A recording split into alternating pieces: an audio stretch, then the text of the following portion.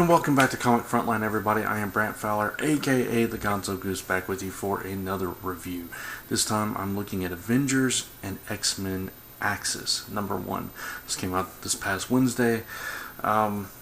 This is written by Rick Remender with art by Adam Kubert, colors by Laura Martin.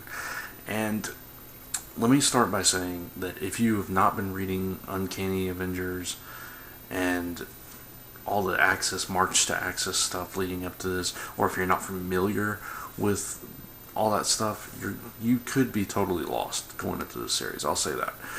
So preface that, if you're trying to jump into the series, you're going to be lost. Now, what I will say is they do a very good job up front at the beginning of this book recapping everything that happened up to this point. And basically, I'll give you the rundown here. After Professor X was killed, the Red Skull stole his body, cut out his brain, put it in himself, and gained Professor X's powers. Magneto, over in the Magneto series, I think that's where it happened anyway, because I'm a little behind, ended up killing the Red Skull. But in killing him, it unleashed Onslaught.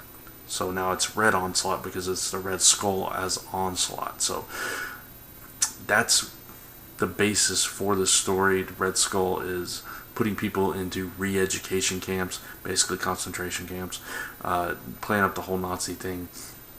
He's taken Magneto and Cyclops and somebody else captive, and Havoc. He's messing with Havoc's mind.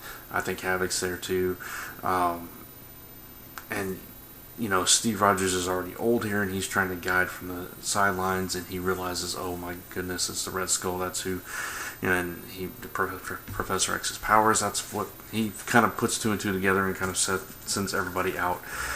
By the end, we have all the Avengers and X-Men attacking together, and that I'm not going to spoil too much, but you kind of saw that coming. So basically, this whole issue is set up for the event of Axis, kind of introducing all the players, Havoc, and how he's failed to unite the two. We see Rogue and Scarlet Witch. The way Red Skull is working, he's bringing out the hatred. That's how he's using the mind control powers of Professor X. He's bringing out the hatred in each of these, and we see a good few pages of Rogue and Scarlet Witch going at each other's throats before they calm down and realize what's going on and come together. There's not much else to say about this. It was fantastic art. I mean, it's Adam Kubert. He's one of the best artists in the business, in my opinion. So it's beautiful art throughout. The dialogue's really fun, really entertaining. It's dramatic at parts. We get to a glimpse back to Mutant X, where Planet X, whatever it was, where Havoc and Janet had a kid, and this kid Katie comes back into play here as Alex's mind is just being rocked by Red Onslaught, and he's playing with everybody's mind and injecting these thoughts and making everybody doubt themselves and all this stuff. And so it's playing with all that. It's kind of it's like Cassandra Cain taken to the next level. It's this Professor X / Onslaught / Red Skull thing going on. And if you read the original Onslaught story, you know how impactful that kind of power is, and you mix in the Red Skull's motives, and it twists everything, and it becomes very interesting. I will say that. So yeah, really good, really crisp dialogue throughout this issue. Some really emotional things going on between the characters, like I said, with the Katie thing, and there was some other stuff going on as well. All these players, all the Avengers and X-Men, they don't know what to do.